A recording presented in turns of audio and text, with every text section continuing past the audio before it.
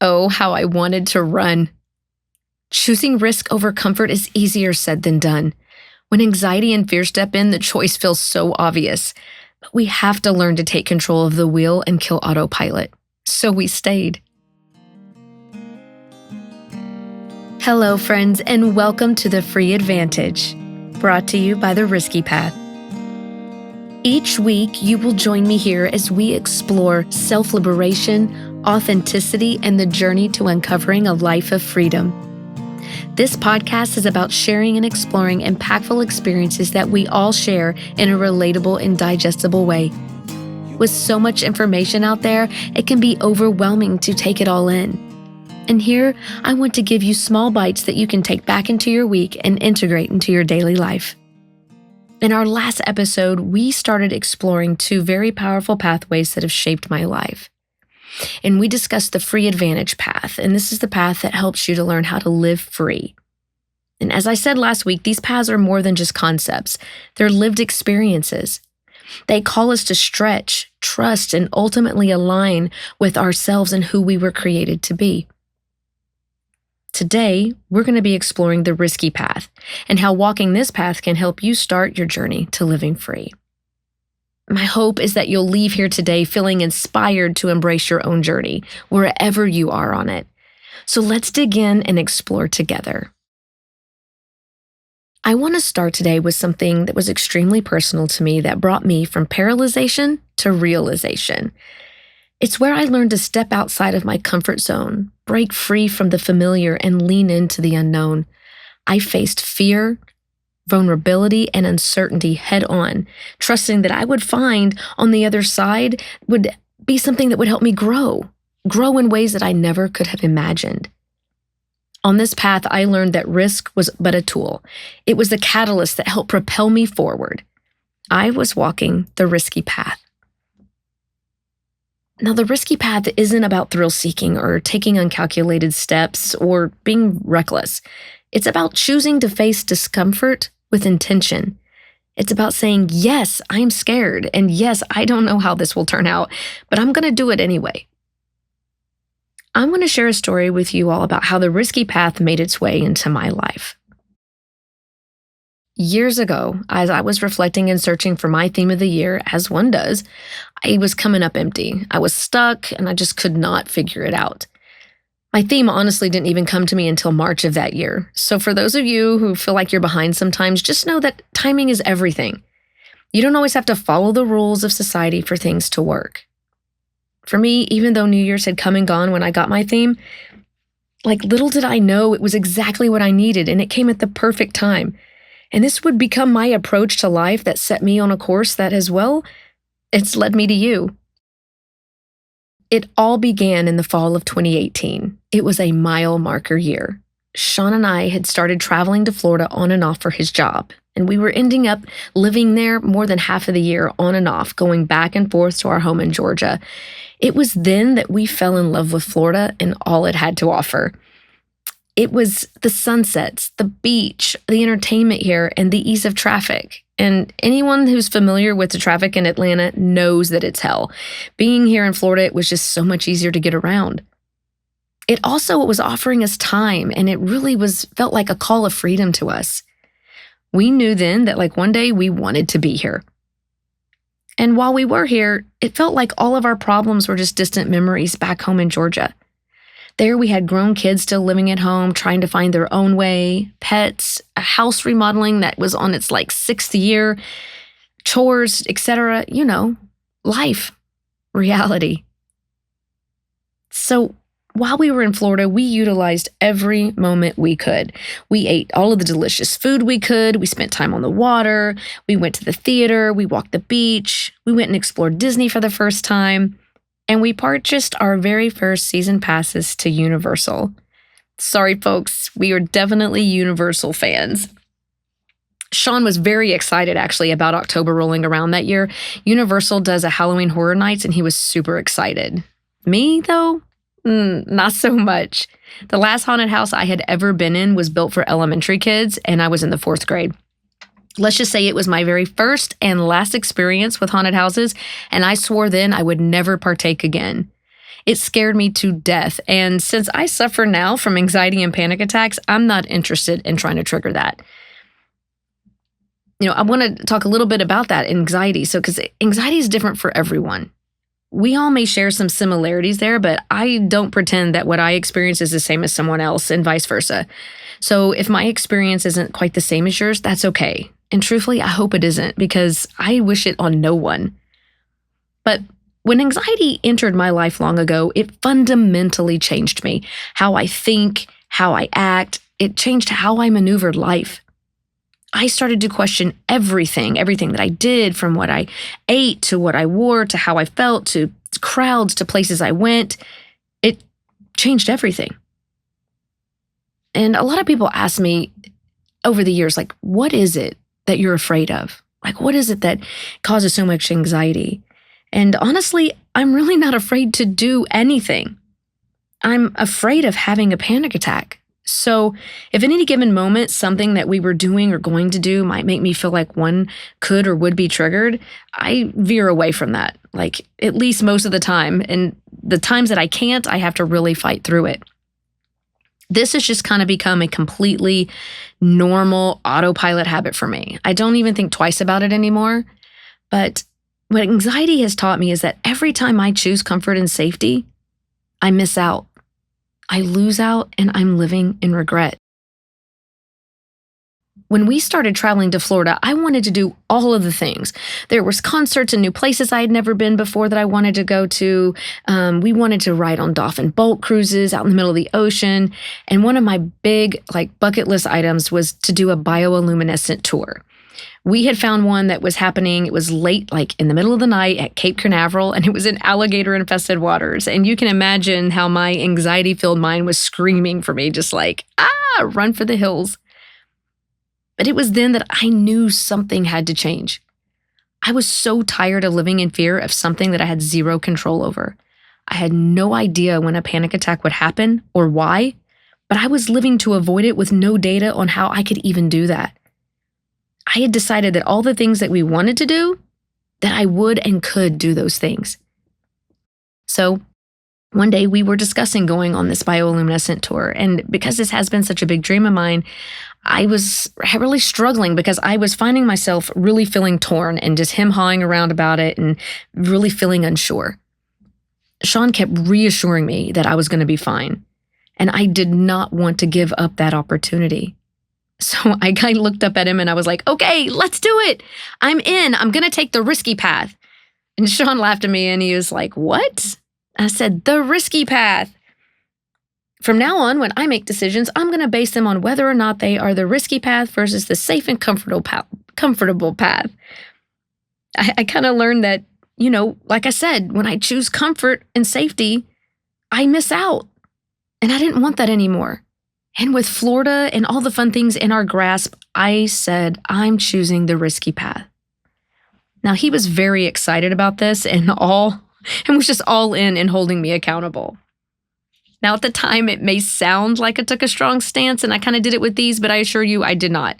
As soon as I said it, my thoughts came flooding in like, why in the hell did you say that? What even is that? Where did it come from? What is the risky path? Risk means danger, right, Heather? What are you doing? It was just right then and there, the theme for my year was finally decided. I knew it in my heart, but I also felt like I didn't know what I was doing. But I leaned in, and honestly, it was the best thing that I have ever done. This is how I began to make decisions. I asked myself, what is the risky path here? And I did that. Until that one fateful day. We went to Universal Studios unknowingly during the Halloween Horror Nights opening weekend. We were there, already in the park. We had free tickets due to our season passes, and there was no reason for us not to stay. Except for me. I was like, no way, I'm not doing that. And I was like, no, it's not for me. Sean asked me, he was laughing, he's like, well, is that the risky path? Oh, goodness, let me tell you, accountability sucks sometimes. I just wanted to run. I did not want to be there. But yeah, okay, The risky path. Choosing risk over comfort is easier said than done. When anxiety and fear step in, the choice feels obvious. But we have to learn to take control of the wheel and kill autopilot. So we stayed. And oh, let me just tell you, as an added bonus, let me mention that I have a little phobia of clowns. And yeah, one of the exhibits that year was killer clowns. What? How is that even possible? Like, how is this my luck? Let me tell you, that night was something to be contended with in my life history book, rivaled by none. Let me tell you, when I chose the risky path that night and risked what I thought was my sanity, what I saw myself doing was beyond me. I walked into every single haunted house that night. I ran with the killer clowns and we selfied together. And if you're interested in seeing those pictures, go to my website, theriskypath.com. I will have those up for y'all to go look at. They are something else. We also hung out in Diagon Alley and there was not a soul in sight. And I ended up reprimanding every single person who jumped out and tried to scare me like the mom that I am. And I made a Demogorgon laugh. I made him break character. And for me, that was kind of cool. But my friends, I ended up having one of the best nights of my life. This experience showed me that embracing risk does not mean danger.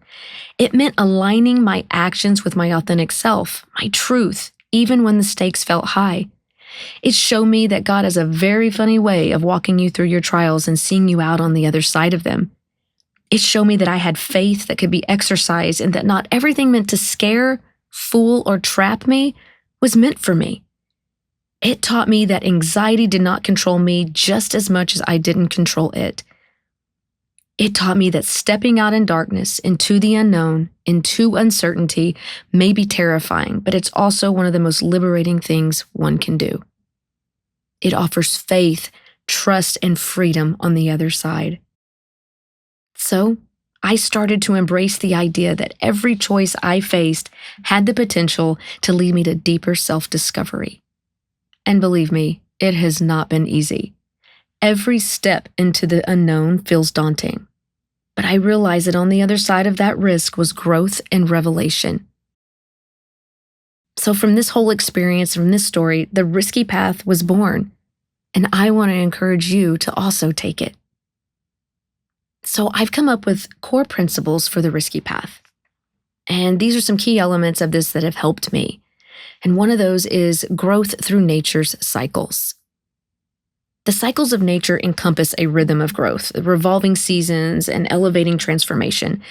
This element reminds us that growth isn't linear but cyclical, and sometimes growth requires resting, regrouping, or shedding old patterns, much like trees shed leaves in the winter.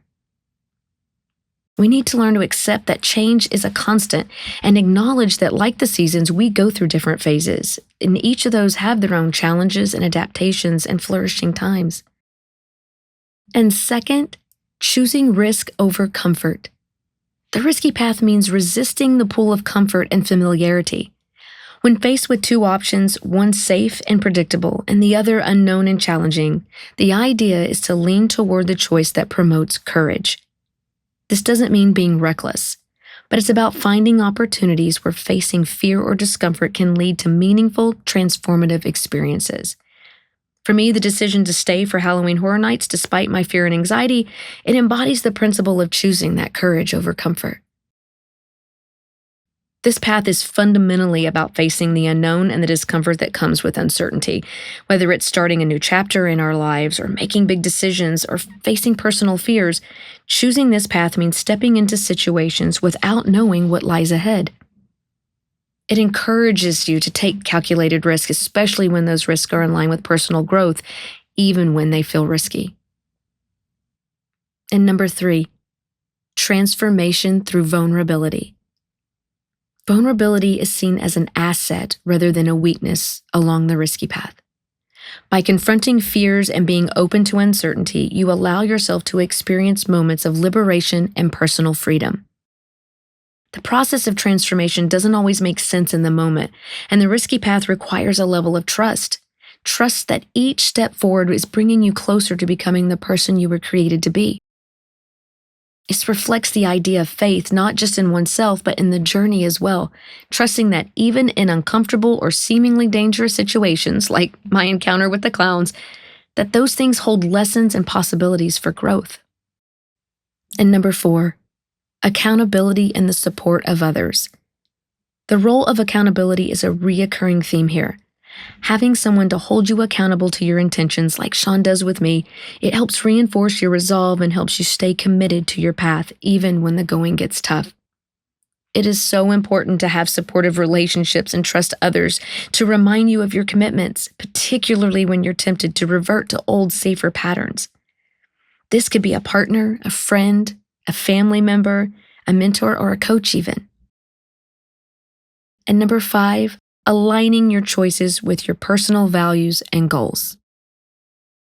The risky path is not about taking any risk, but about taking risks that align with what matters to you. I wanted to be fully present in Florida, soaking in experiences such as being close to nature, seeking adventure, and building memories. Those things mattered to me.